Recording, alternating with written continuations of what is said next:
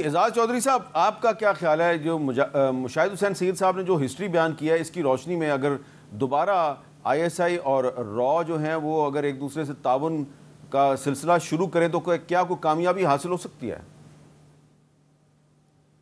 دیکھیں 2015 میں اس وقت دو این ایس ایز کے درمیان جو رابطہ تھا اور اس میں انٹیلیجنس بھی شامل تھی، اس کا فائدہ ہو رہا تھا. ہم نے ایک دو بار ہندوستان میں بتایا بھی کہ بھئی وہاں سے یہ مسئلہ ہونے والا ہے.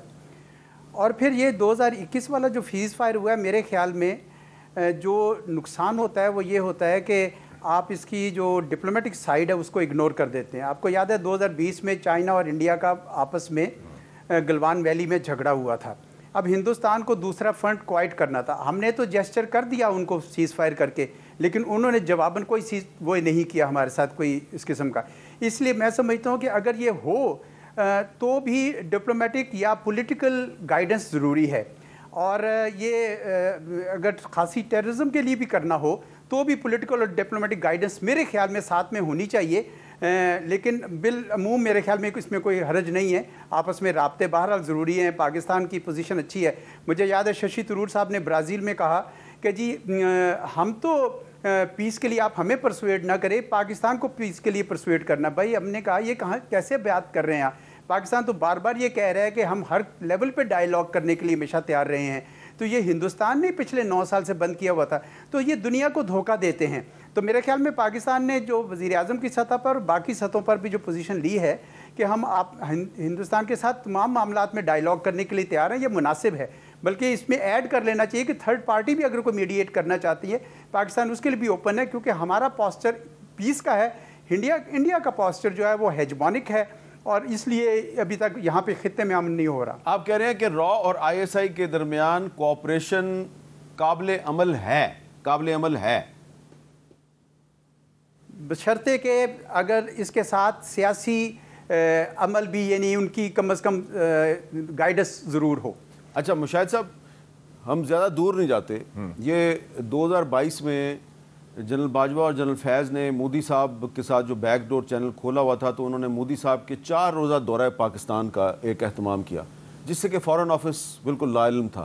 اور جب شاہ محمود قریشی صاحب کو پتہ چلا تو پھر انہوں نے فارن آفس میں ان کو بلایا، آرمی چیف کو، D G I S I کو. ان کو کہا ہمیں تو بتائیں نا کیا ہے. اور پھر معاملہ جو ہے وہ آگے نہیں چل سکا، کیونکہ پولیٹیکل لیڈرشپ اور یہ جو انٹیلیجنس ایجنسیز کی آپس میں جو کوآپریشن چل رہی تھی وہ ان میں کوئی کوآرڈینیشن نہیں تھی. تو پھر اعزاز چودھری صاحب صحیح کہہ رہے ہیں نا، اعزاز چودھری صاحب کہہ رہے ہیں کہ جی کہ پھر پولیٹیکل لیڈرشپ کو بھی ساتھ بیٹھنا چاہیے. جو امپورٹنٹ بات کی اعزاز چودھری صاحب نے، میں جو اگری کرتا ہوں کہ انڈیا نے پھر دھوکہ دیا.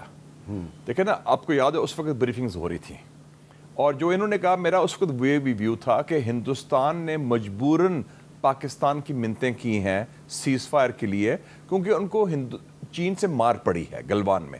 گلوان میں کب ہوا تھا؟ مئی جون 2020 کو، اور اچھی طرح مار پڑی تھی کافی، اور وہ شیک اپ ہو گیا تھا ہندوستان. اور 2000 اسکوائر کلومیٹر ٹیریٹری بھی چائنا نے لے لی تھی خاموشی سے، اور انہوں نے کوئی شور نہیں مچایا. اور ہمیں بتایا گیا بریفنگ میں، آپ کو بھی بریفنگز ملی تھیں، کہ جی اب یہ ہوگا کہ ہندوستان تیار ہے نہ صرف سیز فائر کے لیے بلکہ اور ایشوز انکلوڈنگ کشمیر پر گفتگو بھی ہوگی. ایک پروسیس شروع ہوگا. میں نے اس وقت بھی کہا تھا کہ انڈیا کی اپروچ ٹیکٹیکل ہے. جو 1962 میں نہرو اور کینیڈی نے کیا تھا پاکستان کے ساتھ، چین سے جب لڑائی جنگ ہوئی، مار پڑی، تو انہوں نے کہا جی ہم کشمیر پر بات کرتے ہیں. جب وہ معاملہ طے ہو گیا، بھٹو سوارن سنگھ ٹاکس ختم کر دیے گئے. تو انڈیا کا ایک ٹریک ریکارڈ ہے جھوٹ بولنے کا اور دھوکہ دینے کا. تو یو کی ناٹ ٹرسٹ. اچھا، آپ نے جو بھی ایک بڑی اہم بات کی ہے کہ جو را ہے وہ آر ایس ایس کا انٹیلیجنس ونگ ہے، اور یہ اکھنڈ بھارت کے نظریے پہ ان کا یقین. یہ اکھنڈ بھارت کا تو اب نقشہ بھی انڈین پارلیمنٹ میں آویزاں ہے، لیکن یہ ہماری حکومت کے جو با اختیار لوگ ہیں وہ اس کا ذکر نہیں کر رہے ابھی. اور ابھی میں نے کل خرم دستگیر خان صاحب سے بھی پوچھا ہے، وہ نیو یارک میں ہے، کہ جی آپ کی طرف سے کوئی اکھنڈ بھارت کے معاملے پہ کوئی بات ہوئی ہے؟ تو وہ کہہ رہے ہیں جی ابھی تک تو نہیں کی. کیوں اکھنڈ بھارت کی بات کیوں نہیں کرتے؟ میں سمجھتا ہوں میر صاحب، دس از دا کور ایشو.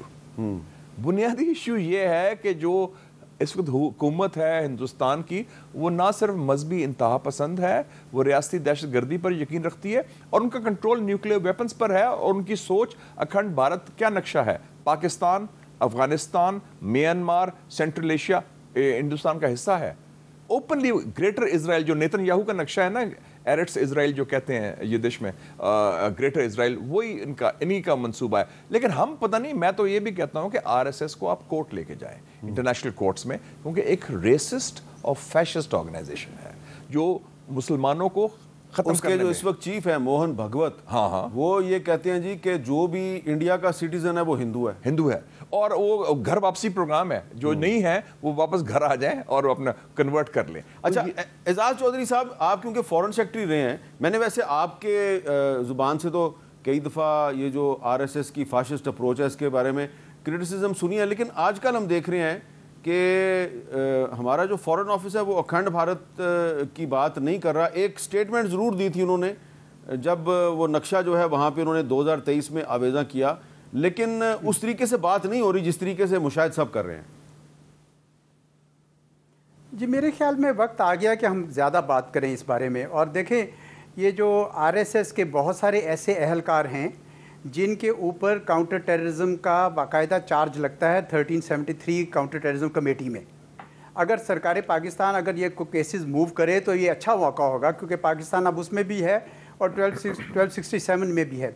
इन लोगों ने अपने मुल्क के अंदर भी जुल्म फैलाया है और बहुत सारा सबूत हिंदुस्तान के अपने सोर्सेज से मिलता है। आप अरुंधति राय को पढ़ लें, और भी बहुत सारे सोर्सेज हैं, और पाकिस्तान को एक केस बिल्ड करना चाहिए। मैं तो ये समझता हूँ मैं आपको बता देता हूँ, आपकी बात काटते हुए, आरएसएस का एक फॉर्मर ऑपरेटर है, उसका नाम है यशवंत शिंदे।